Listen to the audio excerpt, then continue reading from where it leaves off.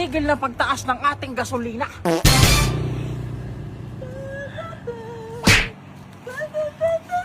Ay, sa motor mo ay. Tutuloy pa naman yan. Sasabi ako doon. Po, alam mo, nagbabike. Nakamotor ka. Silipin mo. Baka sabi mo, hindi na. Basta nalandai na. Silipin mo kabila. Kabila. Tingnan. Alisin mo kayong paa mo. Ano ba yan? Hey! Tenenen! Tenenen! Tenenen! Tapang bike lang.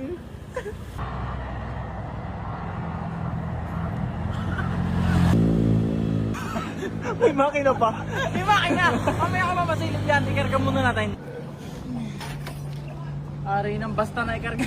Kaya't habang nagkakarga tayo mga kapugay, gusto ko lang sabihin sa inyo, sa mga gusto rin makatipid ng gas, ngayon alam nyo namang puro na lang taas ng taas.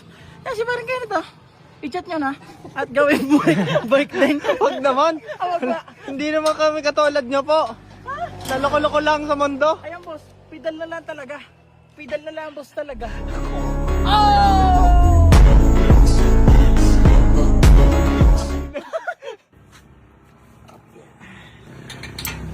Hindi ko lang kung kilala pa ng ilan dyan. Ari nga pala si Waybillet natin.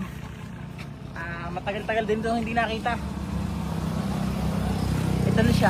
Hindi ko maisip, boss, kung matatawag ba yung upgrade o downgrade? Upgrade siya. Biluin mo. From gas, ginawang e-bike. Hindi nga eh. Hindi ba e? Manual pa eh. M-bike. Padahan-dahan ka naman. Isinasalida lahat, mahina ang tuhod mo. Di na, isa pabalik. Makakadali ka dyan ng tunay. Tingin mo tayo, baka may hikayat natin sa ating bagong baliwan. O, tingin mo. Hagutin mo. Una lang ang preno niyan ha.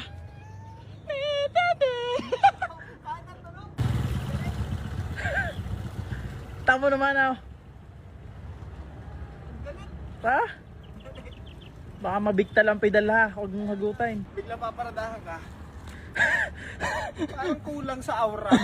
Mga kapugay, ang tatapos sa problema ng mga walang tigil na pagtaas ng ating gasolina. Ibig sabihin, nakaisip ka ng solusyon? Nakaisip ng solusyon lang naman. Mindset ba? Mindset. Let's go! Test drive! Makasira ka ha.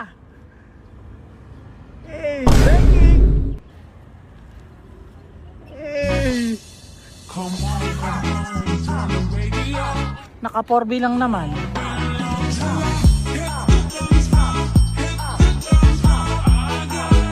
Hey! Hey! Tsaka ano yan? 4 valve yan? Huwag na ako boss. Hiro magpaalam mo. Boy, ang lupit talaga. Medyo naiinggit ako dyan. Naiinggit ako. Diyan, gusto mo din?